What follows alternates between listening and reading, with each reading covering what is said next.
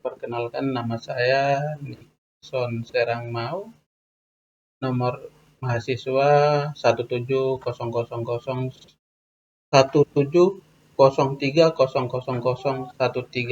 angkatan tahun 2017. Baik, pada kesempatan ini saya akan mempresentasikan tentang SLA atau Service Level Agreement pada materi Cloud Computing. SLA singkatan dari Service Level Agreement atau jika diterjemahkan adalah perjanjian tingkat layanan. Pengertian SLA adalah bagian dari perjanjian layanan secara keseluruhan antara dua entitas untuk peningkatan kinerja atau waktu pengiriman harus diperbaiki selama masa kontrak. Dua entitas tersebut biasanya dikenal sebagai penyedia layanan dan klien, dan dapat melibatkan perjanjian secara hukum karena melibatkan uang atau kontrak lebih informal antara unit-unit internal. SLA ini biasanya terdiri dari beberapa bagian yang mendefinisikan tanggung jawab berbagai pihak, di mana layanan tersebut bekerja dan memberikan garansi, di mana jaminan tersebut bagian dari SLA memiliki tingkat harapan yang disepakati, tetapi dalam SLA mungkin terdapat tingkat ketersediaan, kemudian layanan, kinerja, operasi, atau tingkat spesifikasi untuk layanan itu sendiri. Selain itu, perjanjian tingkat layanan akan menentukan target yang ideal, serta minimum yang dapat diterima. Penggunaan SLA tidak terbatas pada dunia IT atau telekomunikasi. Mereka juga digunakan untuk real estate, medis, dan bidang apapun yang menyediakan produk atau layanan kepada pelanggan. Layanan berorientasi manusia dan bisnis memiliki kebutuhan untuk mengukur dan memikul tanggung jawab, dan SLA menyediakan pengukuran dan ide bagi entitas untuk menyepakati. SLA dibutuhkan jika dilihat dari sisi penyediaan layanan adalah sebagai jaminan atas servis yang diberikan kepada klien, sehingga klien tersebut bisa puas atas layanan yang diberikan.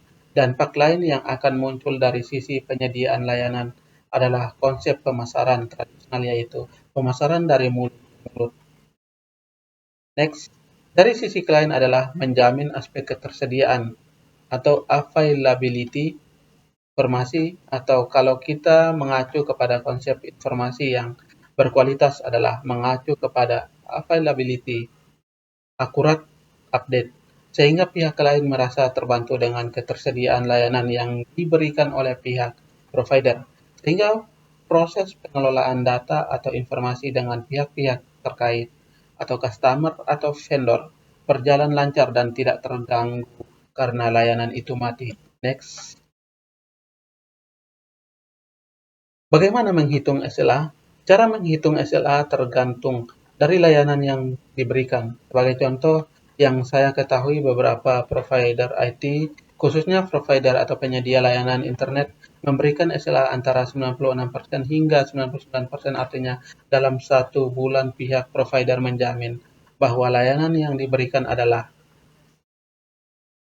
menghitung SLA atau asumsi dengan SLA 98%, artinya layanan standar mereka 98% dalam 1 bulan, dan 2% dianggap wajar jika terjadi mati atau down dalam layanan tersebut. 1 hari sama dengan 24 jam, 1 bulan sama dengan 30 hari.